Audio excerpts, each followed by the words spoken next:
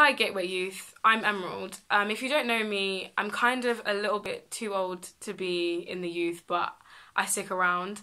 So today I've been asked to read a psalm and then kind of give my thoughts on it and share some encouragement from it.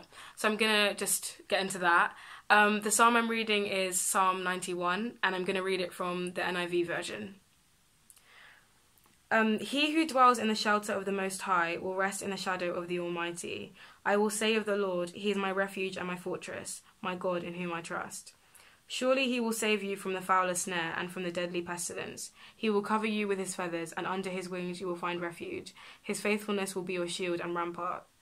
You will not fear the terror of night, nor the arrows that fly by day, nor the pestilence that stalks in the darkness, nor the plague that destroys at midday. 1,000 may fall at your side, 10,000 at your right hand, but it will not come near you.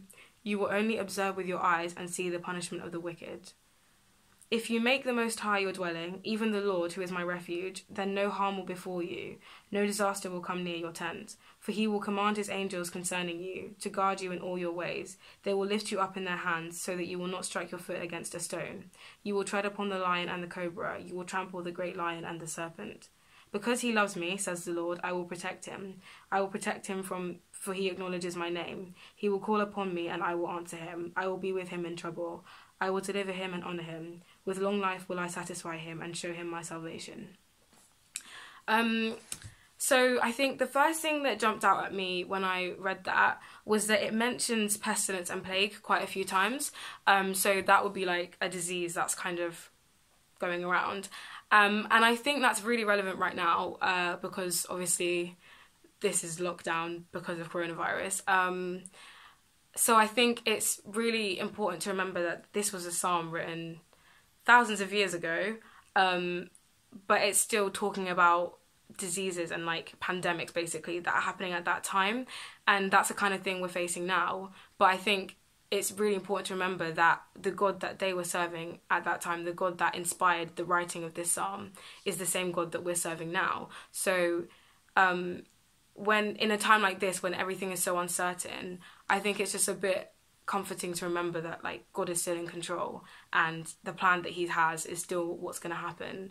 Like this isn't something that's surprising Him and this isn't an accident. Like it will be okay and it's in His hands.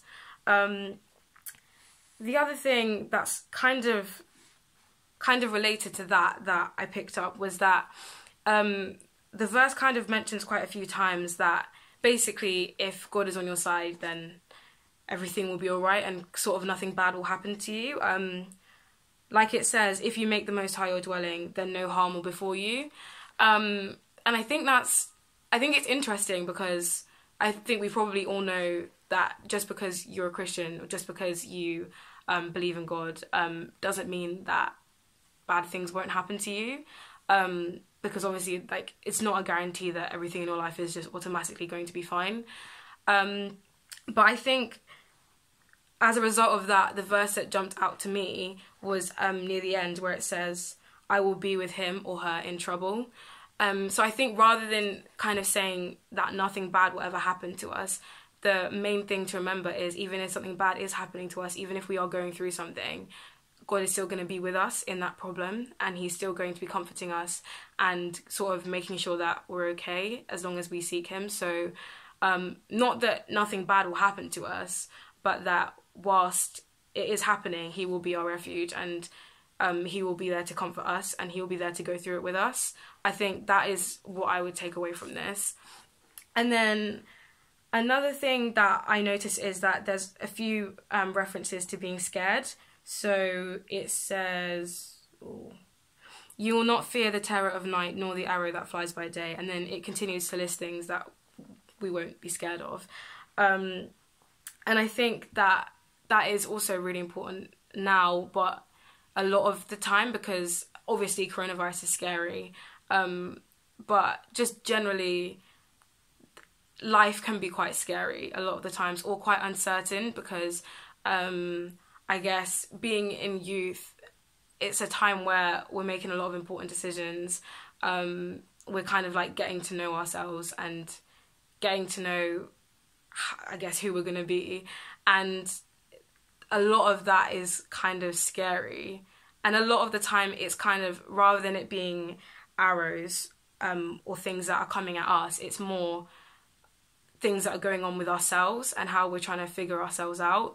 And I think it's important to remember that at any point when you're scared about something, you can pray about it. You can tell God about it, because if you're scared, again, he will comfort you, and you can find solace in the fact that he knows about it now and he's got you. He will look after you.